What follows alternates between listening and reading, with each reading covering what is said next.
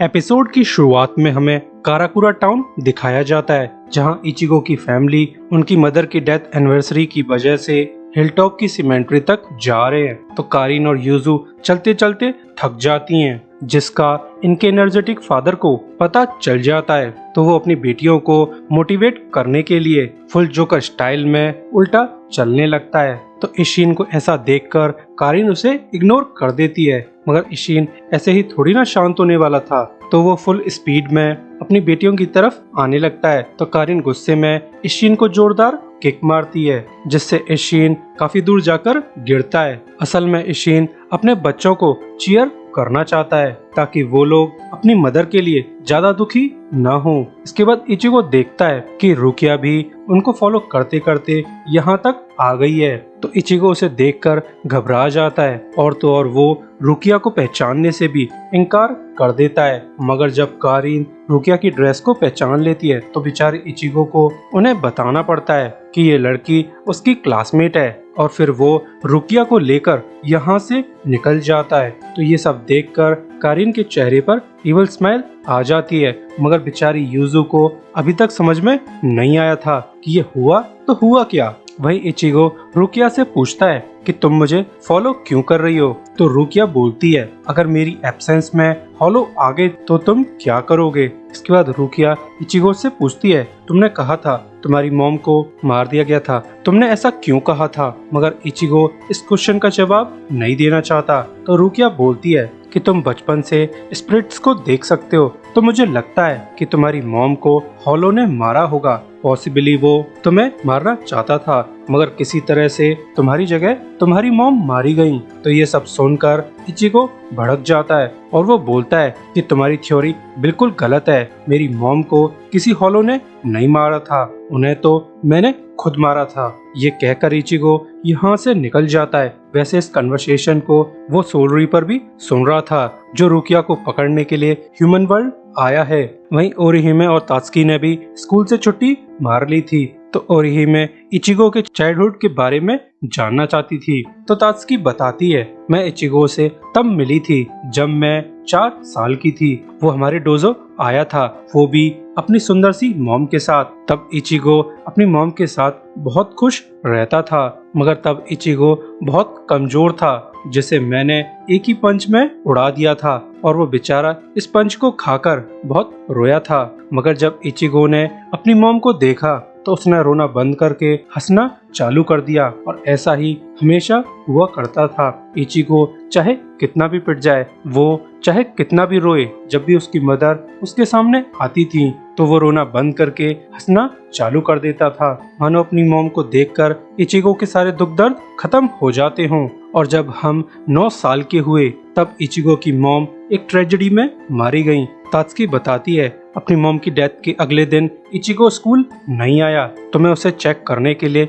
चली गई। वो मुझे रिवर बैंक के पास मिला जहां उसकी मॉम मारी गई थी। वो बेचारा रिवर बैंक पर अपनी मॉम को ढूंढ रहा था, और फिर ऐसे ही दिन बीतते गए, और रोजाना इचिगो सुबह से शाम तक अपनी डेड मदर को ढूंढता रहता था, इस होप में कि शायद उसकी मॉम लौट आए। मगर उसकी मॉम कभी भी लौटकर नहीं आई, और ये बताते बताते तात्सुकी रो जाती है। वहीं रुकिया बहुत दुखी थी, क्योंकि उसने जोश जोश में इचिगो को हर्ट कर दिया है। मगर तभी कौन रुकिया के बैग से निकल आता है और वो कंप्लेन करना स्टार्ट कर देता है। मगर तभी रुकिया को सोल रीपर की प्रेजेंस महसूस होती है, तो वो चेक करने चली जाती है, और वो देखती है कि सोल रीपर तो मस्त सो रहा है। तो वो सोल रीपर को जगा देती है, और इस समय कौन यहाँ से भाग जाता है ताकि वो इचिगो को ये सिचुएशन रिपोर्ट कर सके। वहीं इचिगो अपने पुराने दिन याद करके बहुत दुखी था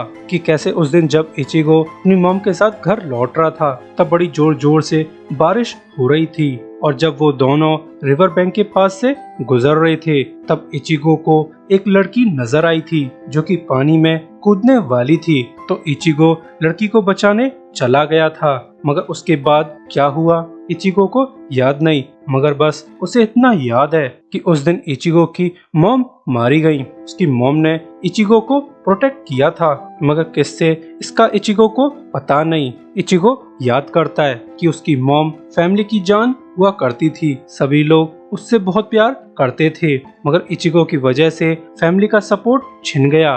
वहीं यूजू और कारिन अपनी मॉम की ग्रेव के पास प्रेयर्स कर रही थी, मगर यूजू अपनी मॉम को याद करके बहुत रो रही थी। तो कारिन यूजू से बोलती है कि अब रोना बंद करो, हम लोग अब छोटे बच्चे नहीं रहे, हम लोग बड़े हो चुके हैं। मगर तभी इशिन अपनी बेटियों को दुखी देखकर उन्हें हंसाने की कोशिश करने लगता है, मगर कारिन उसे फिर से जोरदार किक मारती है और उसे दूर उड़ा देती है। वहीं रुकिया सोल रिपर से पूछती है कि तुम कौन हो, मगर सोल रिपर ऐसे बिहेव करता है कि जैसे वो रुकिया को अच्छे से जानता हो।